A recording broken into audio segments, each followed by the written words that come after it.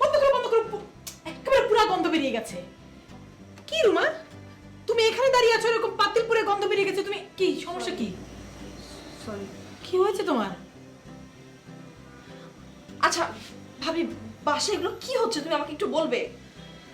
কিছুই হচ্ছে না রুমা, আর যা হচ্ছে সেটা তো তোমার কান দেওয়ার দরকার নেই। মানে এখন তো না শোনার পারা যাচ্ছে না। কান বন্ধ করে রাখো তাহলে। না না, আমি একটা জিনিস ভাবি বুঝলাম না, আমি কি এই পরিবারের বাইরের কেউ? আমাকে কেন কিছু জানানো হয়নি? আচ্ছা আমি তোমাকে জানাচ্ছি, বাবার অসুস্থতার কথা তো জানো? হ্যাঁ। বাবা যখন অসুস্থ ছিলেন তখন তোমার ভাইয়া ঝুমুরের বাবার কাছ থেকে 10 লাখ টাকা নিয়েছিলেন। পরে টাকাটা দিতে পারিনি। তোমার ভাইয়া তখন দিতে চেয়েছিল, কিন্তু বাবা বলেছেন যে উনি সুস্থ হয়ে যাবার পর উনি রায়হানের সাথে ঝুমুরের বিয়ে দেবেন। উনি কথা দিয়েছিলেন ঝুমুরের বাবাকে। কিভাবে কথা হলো? রায়হানকে না জিজ্ঞাসা করে? রায়হানকে জানানো হয়নি কিছু। এখন কি হবে?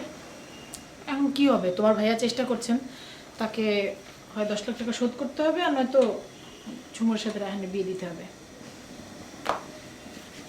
ঝুমুর অবশ্য মেয়ে হিসেবে খারাপ না।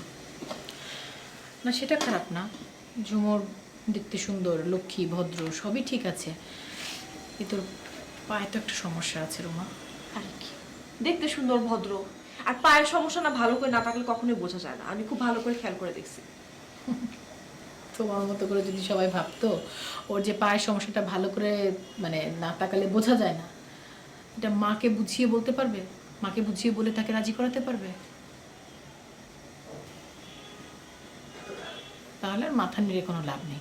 তার চাইতে যে ভাতের পাতিলে ভাত নাড়া দাও, ওইটা একটু কাজে দিবে। দেখি সরো, পাতিল তো পুরো ছইটা, আমার কাজ বাড়ালে, এখন আবার ধুতে হবে, মাজতে হবে। তুমি সরো, আমি চা বানিয়ে দিচ্ছি।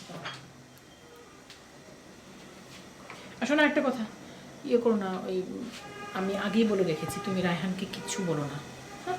ওর সাথে এটা নিয়ে কোনো কথা বলার দরকার নেই। তুমি যাও, আমি চা বানিয়ে নিয়ে আসছি। কিচ্ছু বলবে না কিন্তু রায়হানকে।